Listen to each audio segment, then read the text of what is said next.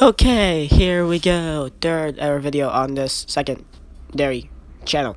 Anyway, I did the 5 custom paper posters for Fastlane a couple minutes ago. I uploaded that a couple minutes ago. And now it's time for me to do my predictions. So, first matchup, here we go, I guess. So, the first matchup to kick off the night. A matchup I'm pretty sure no one cares about. But tag team matchup, Becky Lynch and Naomi take on Natalya and Miss Money in the Bank, Carmella. Becky Lynch and Naomi are of course going to win. But I just think since Carmella is Miss Money in the Bank, shouldn't she begin some momentum by winning some more matches? But I feel like though they're just not gonna make that happen, and then she'll probably either have a failed cash in because at this point she's not winning that much matches, unless if she could like cash in the Money in the Bank, win the title after losing a whole bunch of her matches. But yeah, nevertheless, Becky Lynch and Naomi, they win the tag team matchup to kick off the night, I guess. No, not I guess, they will. And so moving on to your second contest of the night. Shinsuke Nakamura, your Royal Rumble winner. He takes on Rusev. I would love for Rusev to win this matchup because he was getting a push a while back. Now his push is slowly starting to decrease a little bit, which I'm not liking. But Rusev Day, it's going to be Happy Rusev Day, and Nakamura is going to ruin Rusev Day by defeating Rusev, but we all know it's going to happen, so Nakamura can still have some momentum heading into his WrestleMania matchup against any one of the 6 men in the main event, which we all know who it's going to be, but I'm just going to say my predictions in the end once that matchup comes around. So anyway, moving on. Third contest, SmackDown Women's Championship. Charlotte Flair defends her SmackDown Women's title against Ruby Riott. At this point, the card looks horrible. You could have just easily kept 4 matches. You could have not have the tag team matchup to kick off the night, and you could just not have Nakamura versus Rusev. You could have had a segment of Nakamura, and we could have just kept it for like 4 matches. But anyway, Charlotte's gonna win. We all know that. If Ruby Riott is to win, well then that'll be interesting. I really don't care who wins this matchup, to be fair. But something tells me Charlotte, of course, is gonna win because she held like the Raw Women's Championship forever in 2016 and 2017. Why don't she hold the SmackDown Women's title forever here in 2018? Makes complete sense. So yeah, that's what's gonna happen most likely. United States Championship by road defense against Randy Orton. Once again, this card not all that exciting. Unless, of course, if this was like a TNA versus WWE matchup back in like 2010 and 2011, of course we would love this matchup because it will be TNA versus WWE and it will be a dream matchup. But now that Rude is no longer in TNA and now that he's in WWE, this matchup does not look as good as it's cracked up to be. I guess we have to wait for Rude versus Triple H to happen. That's still a TNA versus WWE dream match I always wanted to happen, ever since that was, I don't know, a couple years ago. But yeah, Rude, he is going to retain his championship, I think. If Orton is to win, I really don't care, but it'll be cool to actually see Randy Orton win the United States Championship and finally hold it, at least in my opinion, but that's just my opinion. Tag titles, Usos, New Day. This is going to be perhaps the only good matchup in the show, maybe. At least I would think so. Probably mostly because the storyline written into this and of how many Usos versus New Day matchups we've been having since like 2016 to like 2018, and of how the Hell in a Cell one in 2017 was so good back in October.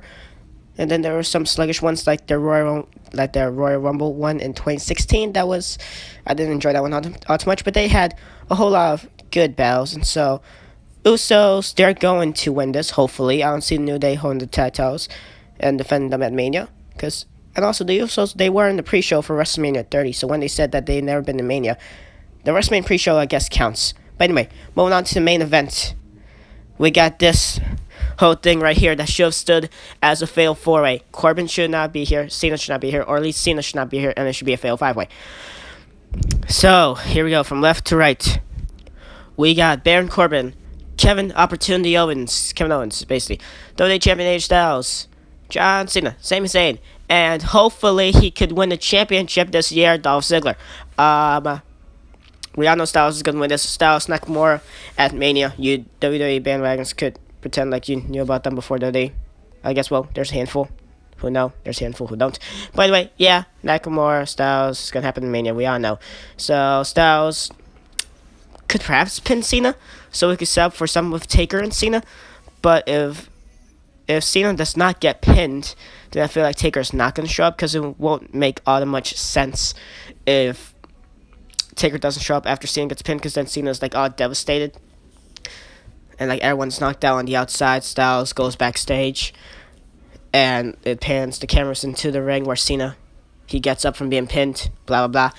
Taker attacks him, chokes him, symptoms of power drive, where points at WrestleMania sign. We get like a feel-good moment, I guess. My childhood is complete.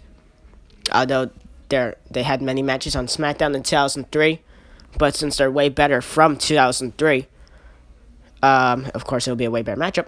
Taker, I guess he'll pull off a better matchup if it was like still 2008 or something.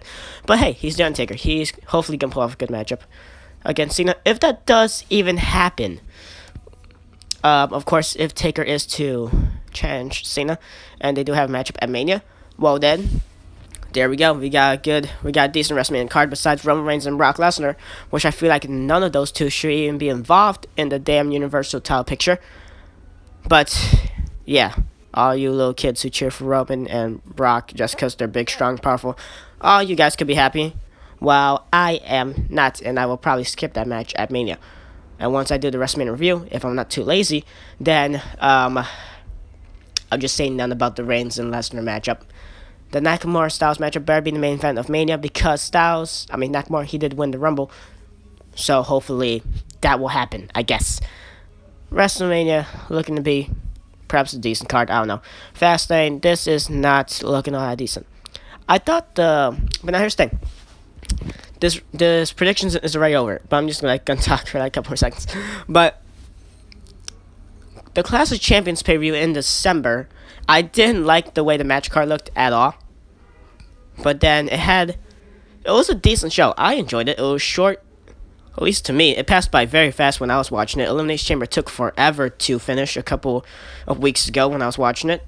Fastlane, it could perhaps be as quick as Clash of Champions. Well, at least to me, where it's going to go by and be short, sweet, and simple and have some decent matches. Or it could just go completely bad. I don't know. Orton and Bobby Roode, I would be super disappointed if it's not a good matchup. This is not like 2010, 2011, 2012, so it's not really the dream match. Ray has lost. It's stellar, I guess. It's still a dream match either way if you want to cast your minds back if Bobby Roode was still in TNA, I guess. But anyway, thank you all for watching my prediction video. Yay, this was on the second channel, so this is not going to get as much views if I were to do it on my regular channel, but I don't know, make this video get noticed. I don't know. Anyway, thank you all for watching, and I shall give you the Fastlane review on Monday if I'm not too lazy. Yeah, thank you all for watching, and goodbye.